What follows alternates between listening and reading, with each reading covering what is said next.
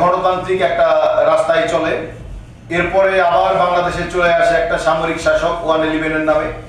বাংলাদেশের বিভিন্ন সময়ে বাংলাদেশের পথ চলাটা মসৃণ ছিল না। সেই 111-এর সময়ে দেশটি বেগম খালেদা জিয়া দেশ বাঁচাও মানুষ বাঁচাও আন্দোলন গড়ে তুলেছিলেন। তারই ফলশ্রুতিতে জিয়া পরিবারের উপর একটি দুর্বিষহ অত্যাচার শুরু হয়। পরবর্তীতে আমাদের নেতা, আমাদের ভবিষ্যৎ আকাঙ্ক্ষার প্রতীক দেশনায়ক তারেক রহমানের নেতৃত্বে উনি সেই টেমসের পার থেকে 7 সমুদ্র 13 নদীর পার থেকে টেক ব্যাক বাংলাদেশ নামে একটা আন্দোলন শুরু করে।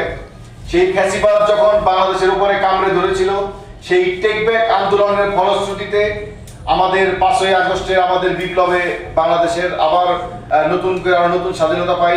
তো প্রত্যেকটা আন্দোলন সংগ্রামে জিয়া পরিবারের ভূমিকা, বাংলাদেশের সাধারণ মানুষের ভূমিকা যেমন প্রশংসিত হয়েছে, এবং আমরা দেখতে পাচ্ছি এই বিপ্লবের পর থেকে বাংলাদেশের রাজনীতির একটা নতুন মেরুকরণ হয়েছে।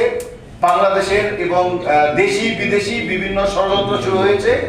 যে রাজপথে ষড়যন্ত্র ছিল, সেই ষড়যন্ত্রটা চলে আসছে এখন অনলাইনে, সাইবারে।